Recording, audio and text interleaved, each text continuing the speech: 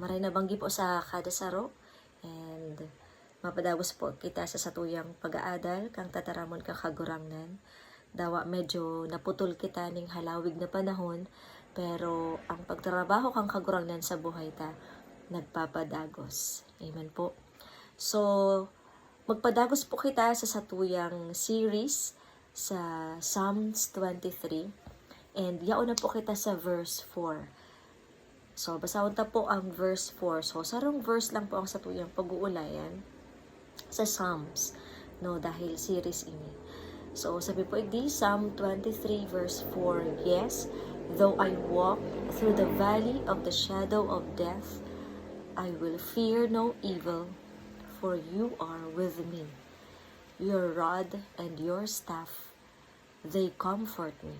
So, bago po kita magpadagos sa mga G po, muna kita kagurangnan. Sa pangaran po kang sa imo pong akin na si Jesucristo, kami nagpapasalamat sa indo pong biyaya, sa indo pong presensya. Nangangaputan po kami kagurangnan sa indong pangako, na sabi nindo, duwa o tulo, na nagkatiripon sa indong pangaran, yaon ka sa samuya pong katahawan. Dahil kami nilinig mo kang sa imong dugo, pinatawad, tinawan po nindo kami ning katanusan, kaya kami na katanggap-tanggap, kalugod-lugod sa inyong pong atubangan.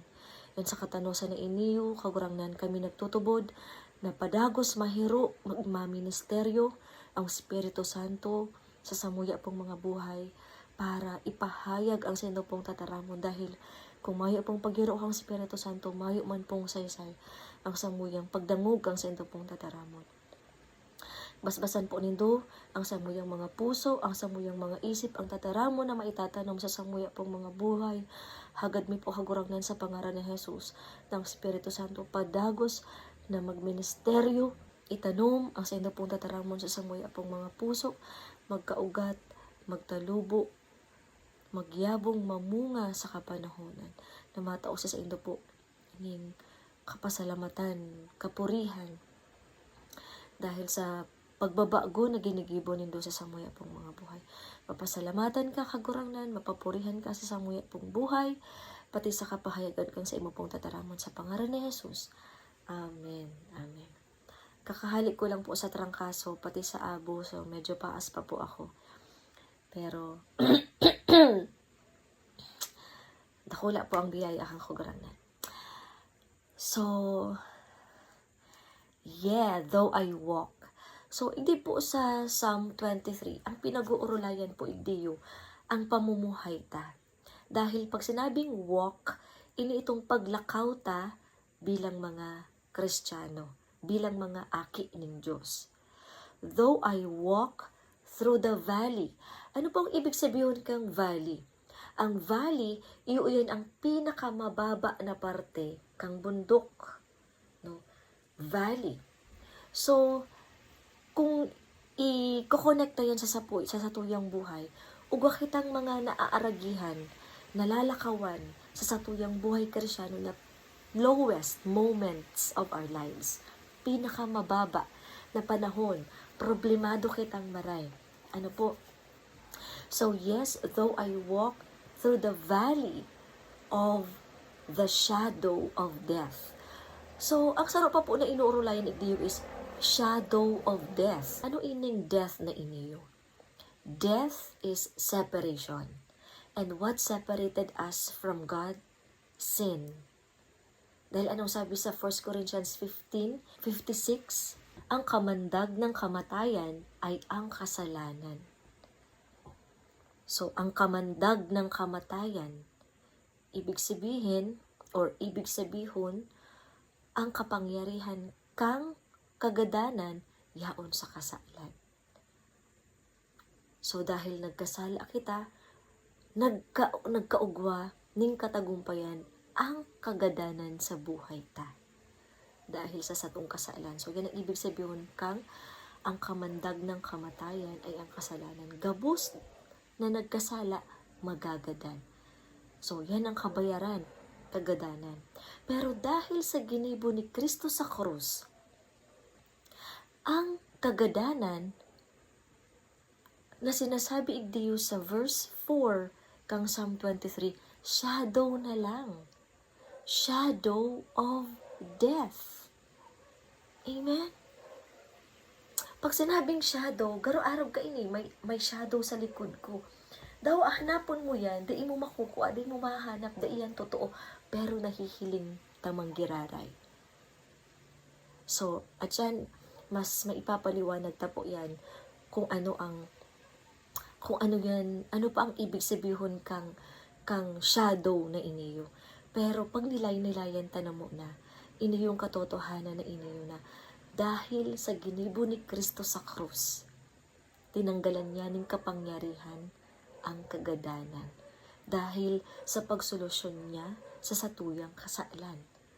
So, kang si Kristo nagadan sa krus, binayaran niya ang pinalidad kang satuyang kasalan, and tinanggal niya din ang kapangyarihan kang kasalan. Kaya, shadow na lang siya. Dai mo makaputan ang shadow. Dai totoo, although nahihiling mo, pero mayo ng hawak. Shadow na lang. Mayo ng kapangyarihan. Amen. So, yun po yan ang ang inot na katagumpayan ni Kristo sa krus. Ginibo niya na lang na anino para sa to na mga Kristiyano. So, sa mga bako pong Kristiyano, ang kagadanan, bako lang ning anino. Totoo. Garo si kamatayan na may hawak, na madara talaga sa inda sa kagadanan. Amen. Pero another meaning of death is, sabi ko nga ni kan sa bago, separation. Sa tupong mga Kristiyano, aminon taman po sa dai, may mga pagkakataon na separated kita sa kagustuhan, sa kalooban, sa kabutan kang kagurangnan sa buhay ta. Inaako ta po ba yan? Magsabi daw kitang amen. So, ini ang kagustuhan kang kasalan, kang demonyo, that we become separated from the will of God. And gagamiton niya ang kasalan, gagamiton niya ang sadiritang laman, mga sadiritang kagustuhan, sadiring pangarap, na taliwa sa kagustuhan and pangarap kang kagurangnan sa buhay ta.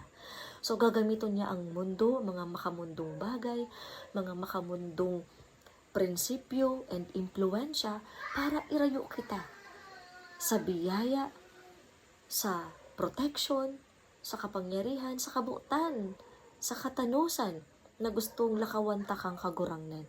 And syempre, ang kaiwal, nagtatrabaho din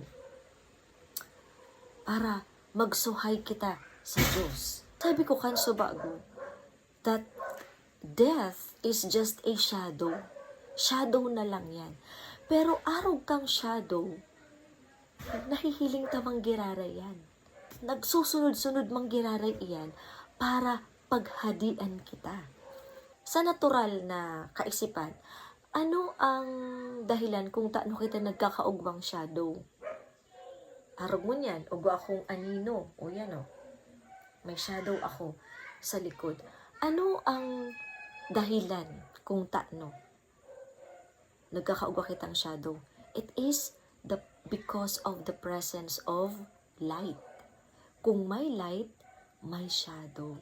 So, it means kapag nakaatubang kita sa ilaw, nahihiling ta na ugwa kitang anino. And, ano ang sinasabi? Di, shadow of death. And ano ang kinakasangkapanan kang death? Para gibuhon kitang talunan? Kasalan, laman, mundo, demonyo. So, iyan ang nagtatrabaho para irayo kita, i-separate kita sa kagurangnan, sa pagsunod, sa pagtubod, sa tuyang kagurangnan. And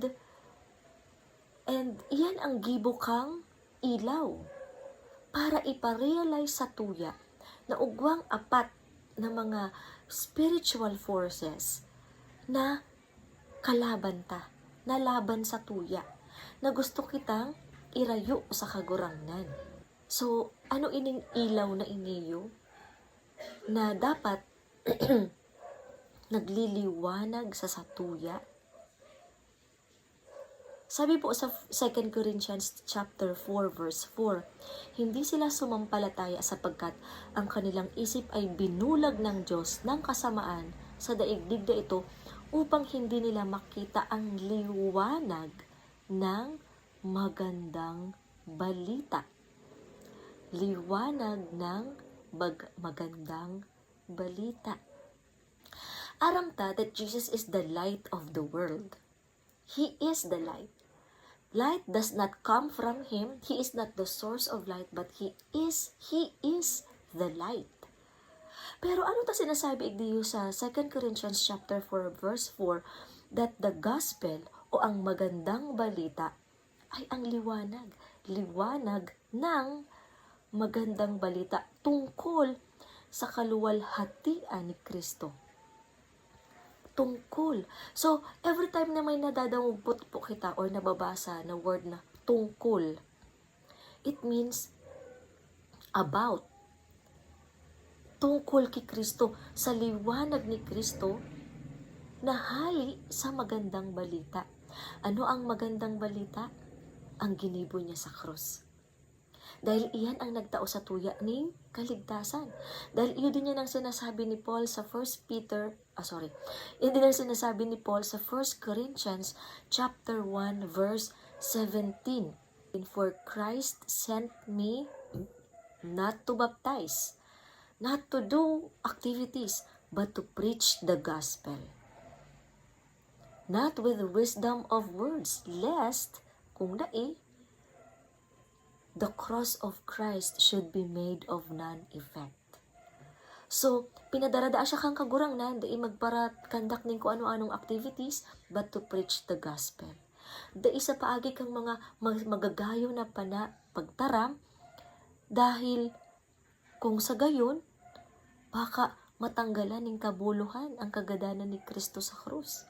So, habang matanggalan ni Paul ang kagadanan ni Kristo sa krus, kaya iuyan ang ipinapahayag niya bilang magandang balita as the gospel.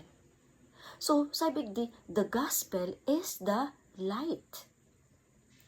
So, since Jesus is the light, and sabi man igdiyo, the gospel is the light, so papaano, arin baya talaga? Arin baya talaga? Para maintindihan ta, ugwa po kita ning kadikluman sa satuya pong mga buhay, na ang kagadanan ni Kristo lang ang nakagapi and ang makakagapi. May mga padagos kitang kadikluman sa satuya pong puso, na ang kagadanan lang ni Kristo ang matanggal kaiyan para magliwanag siya sa buhay ta. So, para mag-reflect sa tuya ang sa iyang ilaw, Jesus is the light, for His light to be reflected unto us, kaipuhanan tang manampalataya sa katagumpayan niya sa krus. Dahil ang katagumpayan niya sa krus ang matanggal sa kadikluman kan sa tuya pong buhay, tangarig mag-reflect sa tuang sa iyang liwanag. That's why kaipuhanan ta. Kaya nga ang sabi ni Paul, the light of the gospel. Dahil ang kagadanan ni Kristo ang paagi para ang ilaw na nasa sa iya magdaloy man sa to, mag-reflect man sa to. So yan po ang ibig sabihin kaya. It means kung nasa atubangan ta na nakahiling kita pirmi kay Kristo and sa katagumpayan niya sa krus bilang liwanag, no? It means ang anino ta, the shadow of death, yaon lang sa likodan ta, talunan sa buhay ta. Amen? Dahil ang anino, di ba nakakatakot? Although, mahi man yan ginigibo sa imo, pero araw kain ang ginigibo. Kang kaiwal, tatakoton kita. And Arog kang kasalan, sunod-sunuran sa tuya, gusto kitang ihulog sa kasalan. And kung mapapansin po nindo, kung nakaatubang kita sa ilaw, ano ang ilaw? Si Kristo, ang katagumpayan niya sa krus. Ibig sabihin, kung padagos kitang nananampalataya kay Kristo and sa katagumpayan niya sa krus, ang kasalan, laman, mundo, demonyo, na iyo ang kasangkapan kang kagadanan, which is just, they are just a shadow to us, yaon lang sinda permi sa likod. Pero once, na ilaag mo ang ilaw sa gilid mo, bako na sa atubangan mo. Minsan nasa set aside. Nasa set aside tang manampalataya kay Kristo and sa katagumpayan niya sa krus. Dahil, minsan di kita nagtutubod because of unbelief. Mas nagtutubod kita sa kaisipan ta, sa kaparaanan ta. Kaya minsan nasa set aside ta ang pananampalataya kay Kristo and sa katagumpayan niya sa krus. So, nasa gilid. So, ano ang tendency? Nasa gilid naman ang anino ta. Diba? Diba po? So, ibig sabihin, pag nasa gilid mo, tig-set aside mo ang pananampalataya kay Kristo and sa katagumpayan niya sa krus, ang anino mo, ang laman kasalan, ikaiba-iba mo. No? Kaiba-iba ta, mayo na sa likodan, na dapat nananagumpay kita. Dapat nasa likodan lang yan. Pero, pag isinantabi ta, iginilid ta ang pananampalataya kay Kristo. Dahil siguro, dahil initinutubudan kang mga taong padangat ta. O kaya may gusto kitang i-please na mga tao. O siguro dahil habutang ma-persecute. O dahil, sabi ko kan sa bago, because of unbelief. Ay, garo, maya man kapangyarihan ng katagumpayan ni Kristo sa krus. Pero di man nababago ang buhay ko. Arog manggiraray ako kaini. Because of unbelief. Minsan nasa set aside ta ang pananampalataya kay Kristo and sa katagumpayan niya sa krus. So, ang tendency, ang laman, kasalan, nakaakbay man sa to. Dahil nasa gilid na lang kaiba-iba ta. Kasa-kasa, kaiba-iba ta sa satuyang paglakaw. Nakakaapekto sa satuyang paglakaw. No? Lalo na, kung ang ilaw, ilalaag ta sa likodan ta. Tatalikodan ta na talaga. Si Kristo and ang katagumpayan niya sa krus. Ano ang tendency? Ano ang magiging atubangan ta? Shadow of death. Aram po nito mga tugang, dai aksidente na ang ginamit hindi kang Espiritu Santo sa pag-describe niya sa kagadanan is shadow. Para maintindihan ta kung anong ibig sabihin kang espiritual na mga bagay na kaipuhanan tang maintindihan. Dahil nahihiling ta sa aktual. Anong gusto po nindo? Ang makaatubangan ang shadow mo o ang ilaw? Ang ilaw kang mabuting balita. The light of the glorious gospel.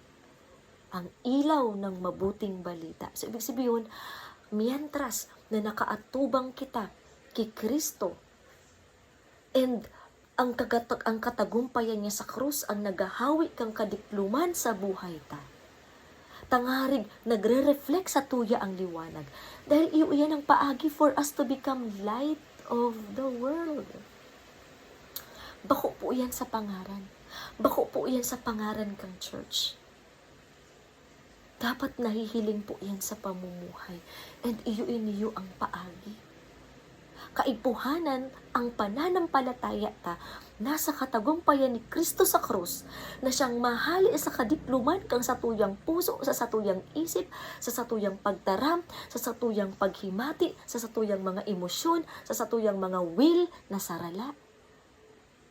Kaipuhanan tanggapon yan kang katagumpayan ni Kristo sa krus dahil duman niya na pagtagumpayan, gabos na espiritual na problema ta. And sabi ko kanso bago, ang inuurolayan ta, walking. Ang paglakaw ta kay Kristo. Ibig sabihin, kaipuhanan ta manggiraray. napadagos na maglakaw, nakaatubang ta ang liwanag ni Kristo sa satuyang paglakaw. Ibig sabihin, kaipuhanan tamang girarayman ng palataya sa katagumpayan niya sa krus sa satuyang paglakaw. Tangarig ang anino, nasa likod ta lang, nananagumpay kita, dahil nagdodominante, dahil nagpapasunod sa buhay ta. Dahil ta set aside para i-please lang ang ibang tao. And worse, dahil ta po tatalikuran, dahil once natalikuran ta, ang pananampalatayang ini, kay Kristo anang katagumpayan niya sa krus, arog kang anino, ang maaatubang ta. Anino? Dahil kung ining ilaw nakaatubang ko ngunyan, na nagliliwanag sa sakuyang mukha, kung ilalaag ko ni sa likodan ko, anong may hiling nindo, maitom na mukha. Ibig sabihin, ma-dominate, mahadi ang kadikluman sa buhay ta. Of course, dahil ko naman kaipuhanan pong gibuhon, nai-imagine ta naman. Dahil di ba pag nagsiselfie kita, ay against the light. Kung dai po kita padagos na nananampalataya kay Kristo and sa katagumpayan niya sa krus, against the light kita. And magkakaugwan ng kadikluman ang satuya. Padagos na mahadi ang kasaklan, ang laman, ang mga makamundong bagay, ang demonyo sa buhay ta. Kaya anong sabi ni Pedro? 1 Peter 5:7, be vigilant, be sober, be vigilant. Paano kita magiging sober and vigilant? Through our continued faith in Christ and what He did on the cross. That's how we become vigilant and sober. Otherwise, we will be devoured by the enemy. Yaon pa lang po kita sa verse, sa inot na sentence, ita pa natatapos ang sarong sentence. Pero I pray na nagmi-minister na ang tataramon kang kagurangnan sa buhay ta. Nadawog na po nindo itong kanta na I have decided to follow Jesus. I have decided to follow Jesus. I have decided to follow Jesus. I have decided to follow Jesus. No turning back, no turning back. The world behind me, the cross before me. The world behind me, the cross before me. The cross. Diba nasa kanta? Sinasabi igdiyo sa kanta na dapat permi kitang nakaatubang, nananampalataya kay Kristo sa kasakatagumpayan niya sa krus, tangaring ang kasalan, ang laman, ang mundo. Diba? The world behind me.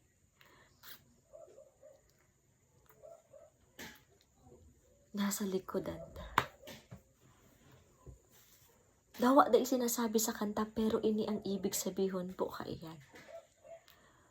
And iuman iyan ang sinasabi kang tataramon kang Diyos sa Psalm 23. Diba ang Psalm 23, aram-aram ta na yan, tuom-tuom ta na yan. Puon kita naging Kristyano hanggang ganyan, aram ta. Pero, ita mas naiintindihan ang hararom na ibig sabihin. And ang tataramon kang kagurangnan, ita mailalaag sa box. Every day, may mas hararom pa na gustong ipaunawa sa tuya dahil ang tataramon kang Diyos, eternal. His words are eternal. Mahayong katapusan. Mahayong katapusan na ministeryo na matao sa tuuning kaunawaan. Amen. Though I walk through the valley of the shadow of death, I will fear no evil. Mayo akong kakatakutan. Dawa naghihiro ang laman, ang kasalan, ang anino, ang kasalan sa buhay ko. Mayo akong kakatakutan dahil nasa atubangan ako. Mayo kitang takot, makitang kakatakutan kung kita perming nakahiling, nakatutok, nananampalataya kay Kristo and sa katagumpayan niya sa krus. For you are with me, God with us. Amen? Emmanuel. Jesus is our Emmanuel. No? Ang ipapangaran da kay Kristo, Emmanuel, because God with us. Kaibanan ta. Dahil nasa atubangan ta, ibig sabihin sinusunod ta. Pag nasa atubangan mo, leader. Kaya nga ni anong sabi ni Jesus, Luke 9:23, if any man who wants to follow me, ibig sabihin, as a follower, dapat nasa inutan ta si Kristo, mayo sa gilid, mayo sa likodan. Nasa inutan na sinusunod ta. If any man who wants to follow me, let him deny himself. Ano ang self? Flesh. Deny. Ilaag mo yan sa likodan mo. No? Habuan mo yan. Lord, habo ko kang sa kuyang mga sadiring kagustuhan. Habo ko kang laman, kang kasalan. I want it to be behind me. And papaano? The cross before me. Padagos kitang manampalataya. Amen. Let him deny himself. Take up his cross daily. Dahil yan ang pagsunod ta. Daily. No? Bako itong problema. No? But we take up, padagos kitang mananampalataya kay Kristo. Yan ang ibig sabihin kang taking up. And follow me. Dahil kung di kita makakanood na padagos na manampalataya sa katagumpayan ni Kristo sa krus, we're not taking up His cross, we are taking up our flesh. Ang ginagamit ta ang laman. No? And we are being separated from the grace, from the will of God. So, taking up this cross, ibig sabihin ang padagos na pananampalataya at kay Kristo and sa katagumpayan niya sa krus, na iyo ang padagos din na matabang sa to para managumpay kita sa kasalan dahil ang nananagumpay sa kasalan, totoong nakakasunod kay Kristo. Amen. Ang Kristiyanong nababago ang buhay sa paagi kang katagumpayan ni Kristo sa krus, iyo ang totoong disipulo ni Kristo. Ano ang disipulo? Learner.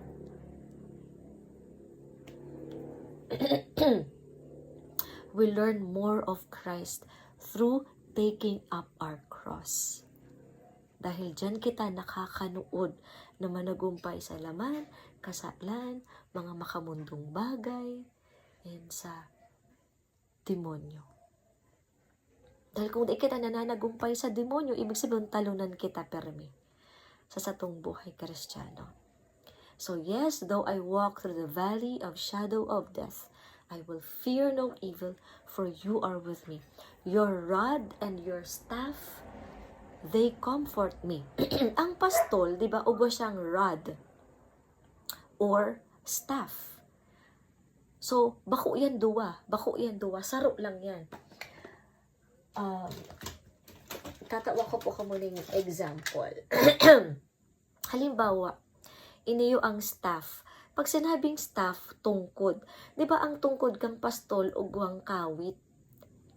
May kawit yan sa puro. Dahil ang kawit na iniyo ang gagamiton niya para sikwaton ang mga nagsusuhay na sa iyang tupa. Saro sa mga characteristics kang tupa, nagsusuhay, pati susuhay sa pastol. So, di ba sabi ko kan sa bago, kaipuhanan tang amino, na iuyan din ang characteristics ta bilang mga Kristiyano. May tendency pa rin kita na magsuhay sa satuyang pastol. Ano ang dahilan kung taano kita nagsusuhay? Laman, kasalan, mundo, demonyo. Iyo yan ang dahilan kung taano nakikisuhay ang tupa. So, ini yung kawit na iniyo. So, yan ang pangkawit sa ops, ops, ops, ops, pasiring ka na naman sa imong laman. Ops, ops, ops, ops, nag-give in ka na naman sa tentasyon kang kasalan. Madya daw idiyo. Maghiling ka, giraray, sa katagumpayan ko sa krus. Para managumpay ka. So, yan ang gibo. Kang kawit, kang staff. Ngunyan, kung babalik ta dun ta po yan, nagiging rod. Pag sinabing rod, pamakol. No? Pamakol. So, ano ang papakulon? Ano ang papakulon? Inot na inot, ang papakulon kita. Minsan kaipuhanan kitang disiplinahon kang kagurangnan. Ngarid makanood kita na maglakaw sa iyang katanosan. He leads me in the path of righteousness for His name's sake. Ano ibig sabihin kayan? Alang-alang sa iyang pangaran na banal, kaipuhanan kitang baguhon, kaipuhanan kitang disiplinahon, kaipuhanan kitang pakulon. Tangarig, padagos kitang managumpay sa laman kasalan. Dahil kung nagahadi sa to ang laman kasalan, demonyo and mundo, nadidigtaan ta ang pangaran kang kagurangnan mga tugang. So, minsan kaipuhanan kitang pakulon, nga rin maibalik kita sa tamang pagtubod, sa tamang pananampalataya. Sa araw-al daw tang paglakaw. And pangadua, ano ang papakulon? Hahawion, kakalabanon ang demonyo. Dahil yan ang trabaho kang pastol, di ba? Hahawion niya, shoo, hali dyan. Di ba? Pag may mga lobo, may mga atake kang demonyo, yan ang gagamiton. Yan ang gagamiton niya. Halika mo dyan. Shoo. And kung mapapansin din do ang tungkod, gibo sa kahoy. Gibo sa metal. Dahil ang kahoy, ano ang nire-represent? Kahoy kung sain ipinako ang satuya. Tagapagligtas. Ang kahoy na nagkakawit sa to, iwan ang kahoy na mabago sa to. Ang katagumpayan ni Kristo sa krus. Kaya iniyo, aram po nindo gabos na mga detalye, mga bagay sa Old Testament, may meaning sa New Testament. Ang ginibo ni Kristo sa krus, ang katagumpayan niya sa krus, ang paagi para ilikaw kita sa kasalan. Tanggalon kita sa kasalan. Ngarig maglakaw kita sa iyang katanosan. And anong sabi din sa Colossians 2:15? Sa pamamagitan ng kanyang kamatayan sa krus, nilupig niya ang mga pinuno at kapangyarihan ng sanlibutan. Ano ini? Si Satanas. Mga kampo ni Satanas. Ang mga ito'y parang mga bihag na kanyang ipinarada sa madla bilang katunayan ng kanyang pananagumpay. Pinarada na. Ibig sabihin, pag sinabing pinarada, mga mga bihag na nakagapos, kamot sa kabitis. Dapat arog ka iyan ng demonyo sa buhay ta. No? Dapat arog man kayo ng kasalan, ang laman. So, sa paagi kang kagadanan ni Kristo sa krus, binihag niya, ginapos niya, kamot sa kabitis, ang mga kaiwal sa buhay ka. So, kung napapansin ta, ang pag-atake, kang demonyo, kang kasalan sa buhay ta, so dapat po kadagos kitang mahiling duman sa katagumpayan ni Kristo dahil human iyan ang paagi para managumpay kita. And ano sabi di? Your rod and your staff, they comfort me. Ibig sabihin po ang satuyang pananampalataya kay Kristo and sa katagumpayan niya sa krus. So, pag 'di ba ang staff, iyo ang nagdidisiplina sa to, ang rod, ang staff iyo ang nagkakawit sa to. So, kapag kinakawit kita sa salang kaparaanan, salang or kinakawit kita sa kasalan, yan, dyan ta dapat namamati ang comfort kang kagurangnan. Mamamatian ta na, Lord, salamat, padangat mo talaga ako. No? Dahil gusto mo akong ilikaw sa sala na mga desisyon, salang kaisipan. So, iyo po yan ang ibig sabihin kang tataramon kang kagurangnan.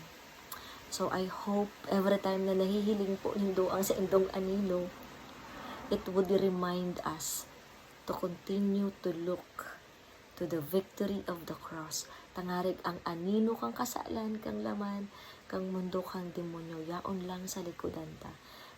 It means nananagumpay kita. So, pag nananagumpay kita sa apat na espiritual na kalaban tang iniibig sabihin, totoo kita na naglalakaw, na nagsusunod kay Kristo, naglalakaw sa iyang katanosan. Amen.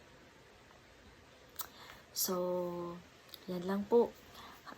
Hagad ko na nagministeryo ang tataramon kang kagurangnan sa tuya pong mga buhay, and ibahagi man po nindo iniyo sa indong mga kapamilya, mga mahal sa buhay, churchmates, no, mga katugangan, kapipinsanan, relatives, especially duman sa naghahanap, nagugutom na pabaha sa tataramon kang kagurangnan.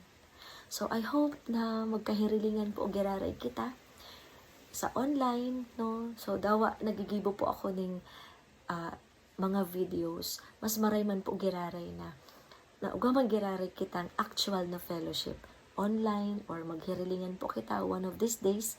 So ini pong pagpapahayag ko ning tataramon sa indo, this is not for the purpose of getting you to myself. No.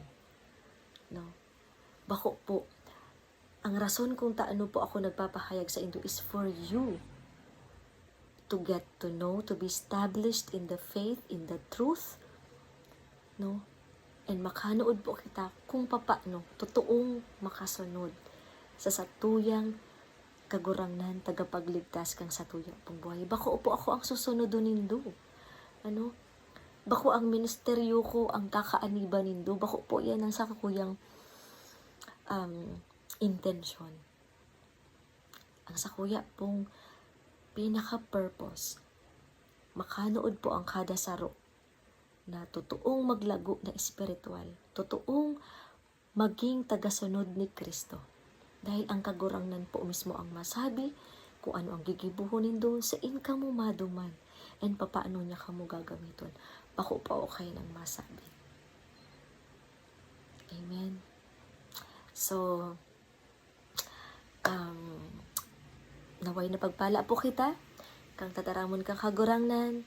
So, and I pray that we would also bless the Lord with our lives as we continue to walk in His truth, in His grace, in the power of God, which is the preaching of the cross.